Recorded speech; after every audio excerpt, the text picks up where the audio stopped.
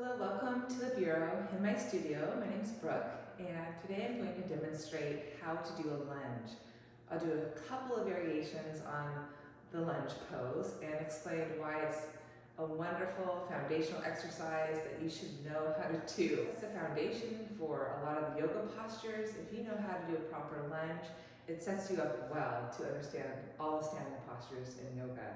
Also, if you know how to do them properly, it's a great way to stretch open your hips and release tension and create space in your hips. So let's begin at the top of your mat on the face side. I have a couple blocks because especially if you have tight hips or super long legs, short arm, whatever your scenario is, it's nice to give yourself a lift. Bring the floor to you so you don't have to round your back to lower your hands to the floor, which we will have our hands on the floor in these lunge postures. So starting standing, just find a nice posture here. Feet are hip distance width apart, and you want to keep that hip distance width apart in your lunge pose. And if you feel like you can't be balanced hip distance width apart, go wider and you'll have a wider lunge, a bigger base to work with. So don't feel like you have to be really narrow in your stance. So I like to start at least hip distance width apart, and just take a moment, take a deep breath in, deep breath out, really feel my 2 feet grounded. And again, just standing here, just paying attention to my 2 feet. Notice if I'm putting more weight on one foot or the other, but trying to be as balanced as I possibly can. And then from there, I'm gonna take a deep breath in, hinge at my hips, lower my hands to my blocks, maybe the floor in your case, and then step 1 foot back. So I'll draw my right foot forward, left foot back. And again, you can widen your base, so your feet can be wider than hip distance width, but I wouldn't go narrower.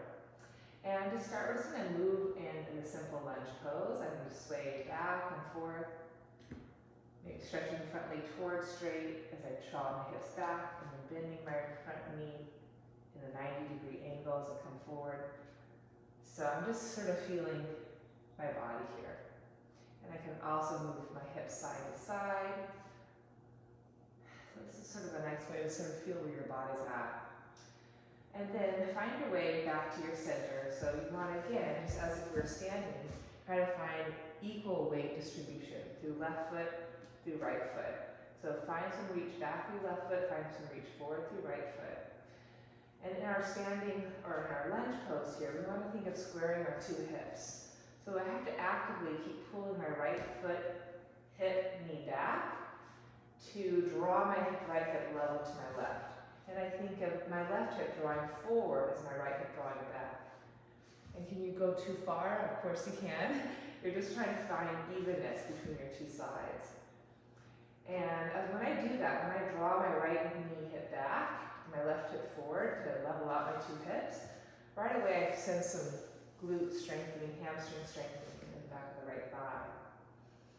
Good. Some things to watch out for. So this is a pretty good lunge pose. My right leg is about a 90-degree angle, my left thigh is reaching, my hips are squaring, and I'm deepening my breath here.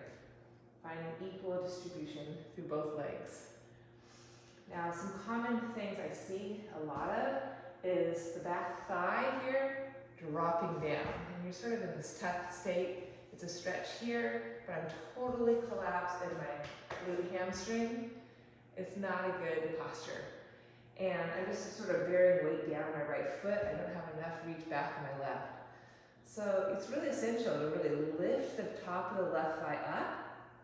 So the hips lift up, almost the same plane as your shoulders. And then you feel more activation through your right foot, right hamstring glute.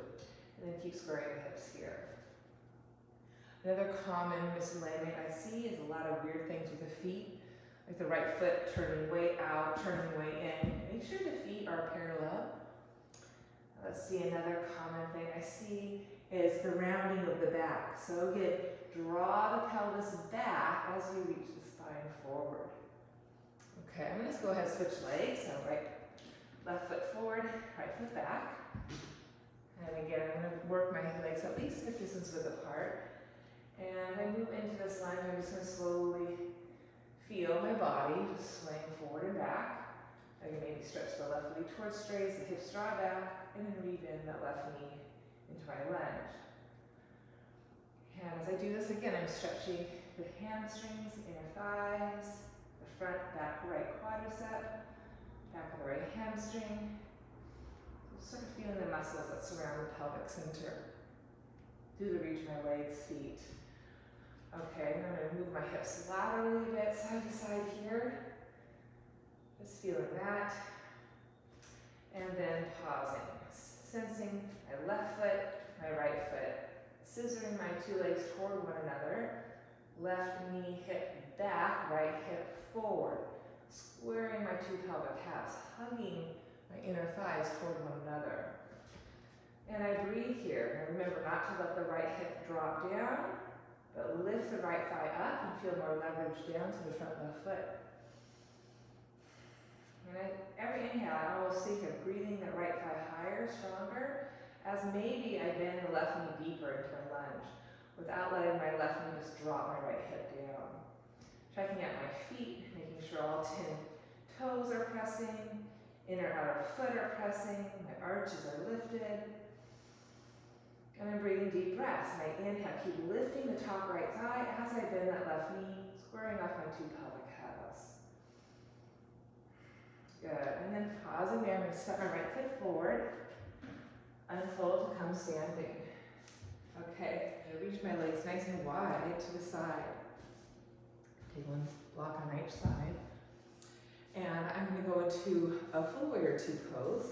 I'm going to spin my right toes out. I'm going to spin my left heel back. And again, I'm going to widen my stance so I'm at least hip distance width apart.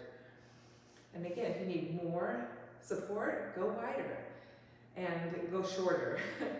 So I'm going to take a deep breath in, and I'm going to exhale, bend my front right knee. Now if I just bend my front right knee, my left leg hip will be pulled with me. So I got to keep resisting the top of the left thigh as I draw my right knee back. And with this standing posture to keep the hips level, I have to allow my left hip to rotate forward a bit, but I keep drawing the top of the left thigh back. So I'm trying to square out my hips, and then I can rotate my spine to face you in my warrior two pose. So I'm balancing evenly through right foot, left foot, growing my spine, and then I can gaze over my right fingertips. Taking a deep breath in, taking a deep breath out, and then gently releasing my legs. Now I'm going to come back in to standing just for a second, feel the effects, and then widen my stance, side two. So left toes out, right toes in, feet at least hip distance width apart. Really commit to your feet, all four corners, all 10 toes, inner and outer foot evenly weighted. And then I'm going to start to bend my front left knee, and if I'm not paying attention, I'm just going to drag my whole posture forward. So again, I got to resist the top of the right thigh back. That's going to create some tone and lift in the right pelvic floor, more space in my left pelvic floor.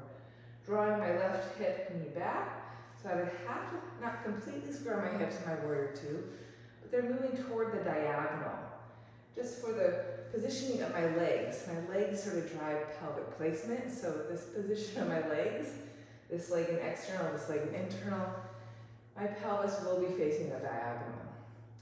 In the past, I over squared my hips to face you. That just jams your sacrum low back, so I don't recommend that. So left foot, knee back, keep toning, lifting the right thigh, and then you can spread your wings, rotate your torso to face forward, and gaze over your front left hand. And I'm just going to take a deep breath here, tone lifting back right thigh as I bend my left knee, drawing left hip back, and then press down to come up. I'm going to heel toe my feet back in, to face you, adjust them, and shake it off. Okay, so we've done a simple standing lunge, a full version of warrior two pose, and now I'm going to do one more posture, a front lunge with the back knee down. So take my two blocks. So by the way, I feel like I'm strengthening as I'm stretching. I'm feeling really good now. So I'm going to again stand, look at my feet, connect up to my chain of my spine, the neck. Shoulders relaxed, take a breath. Feel grounded evenly. Two sides, front body, back body. Hinge at the hips, inhale. Hands to blocks or floor, and then lower the shin bones down. Okay, and your hands can always be on the floor. I'm going to step my right leg forward into a kneeling lunge. So same thing, I'm going to make sure my stance is wide enough so I'm not so narrow. So my pelvis spine has space. And I can start by just moving my hips forward and back a bit. Again, just feeling my body. Move my hips side to side a bit. And then finding that place of balance. And as I stay here in this simple kneeling lunge, the back of the left knee down, I'm still going to think of lifting the back thigh up. And as I do that, that's going to tone my right hamstring. Then I take my blocks inside my right shin bone, draw both thighs back as I lower my forearms down. This is a great stretch for the right hip. I keep pulling the right foot knee back, hugging my center line, my inner thighs. Now let's take one more full breath here. And if you want more extension, more reach the front of the left hip, you can curl the left toes under and drive through that left heel. Lengthen through the crown, pulling right hip back. This is called lizard pose. And then gently lower the back left knee. Walk up now. Walk the right foot in with it. Now I'm going to keep squaring my two hips forward. Even weight right foot, left shin foot. But now allow my hips to come forward. And as I do that, I have to keep dragging my right foot back. Feeling that intense stretch to the front of the left hip. Hands can go to the top right thigh. So even though I allow my hips, chest to go forward in an extension, I resist with the top of the left thigh, even as I draw my hips forward, pulling my right foot back. Breathing space. So even as I pull forward, I pull back. Maybe stretch the arms up, biceps, squeeze ears, and stretch through the sides of the waist. Such a nice stretch. It's Lunge. And release that. Side two. So I'll stay facing this direction. Again, feet are hip distance width apart. Hands to floor or block. Hands can be to the, framing the front shin or inside the front shin. Again, stance is wide enough, and I'm just feeling around, feeling the difference between my two sides. And they are surely different. Feel the floor, keep grounding left foot, back right shin. And then I'm going to go side to side, feel that lateral motion. My left hip's really stuck, so I really feel a lot in my outer left hip. Then I'm going to assist that place of balance, where I'm evenly pressing through left foot, evenly pressing through right shin. And I'm going to intentionally draw the top right thigh back, draw the groins back, hinging at my hips, keep hugging that left shin in as I maybe lower my forearms to the blocks.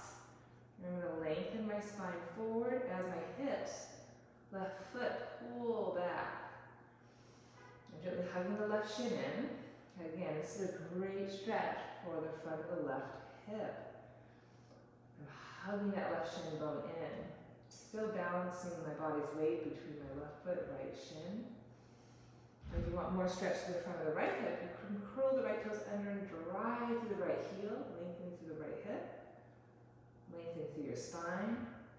Again, I'm not collapsing in my hips, I'm pressing my feet down so the hips stay up. I'm hugging the center line, hips staying plane as shoulders. And then for my final posture, I'm going to come out of that, come more upright, move the blocks out of the way. And again, squaring off my hips, left foot, knee back, right outer hip forward, hugging the thighs to middle.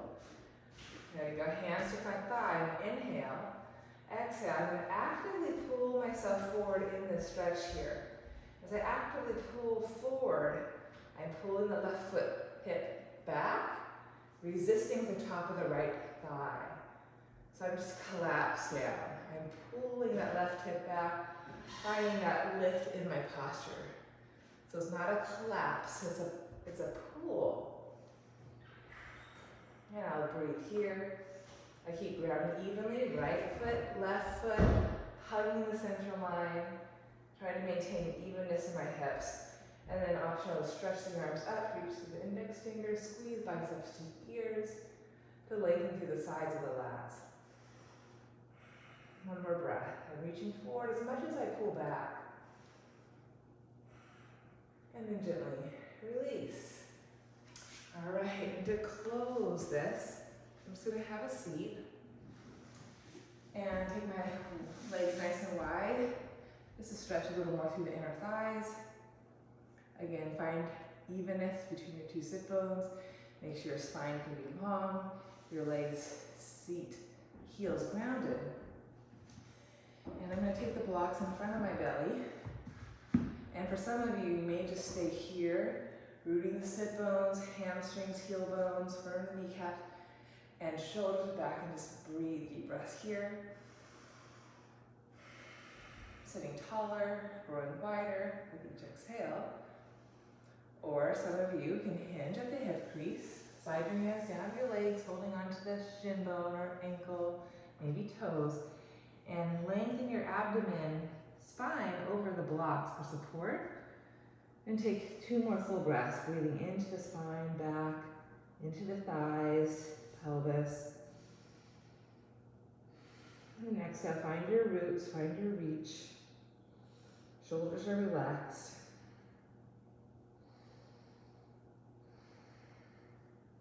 And then now gently unfold to come back up. And there you have it, just a few simple postures. Understanding how to do a lunge. Feel the balance between your two sides. Make sure you give yourself enough space between your feet so you have some leverage. And also make sure the pelvis doesn't collapse down in the posture. Make sure there's this buoyancy in your pelvis and feel the leverage of both legs giving that pelvis support. Last but not least, always check in with your feet.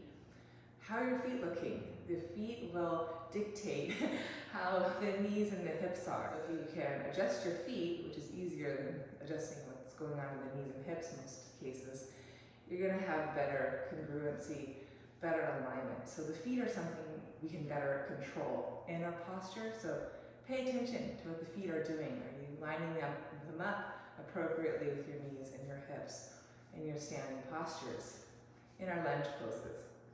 All right, thanks for practicing. See you next time.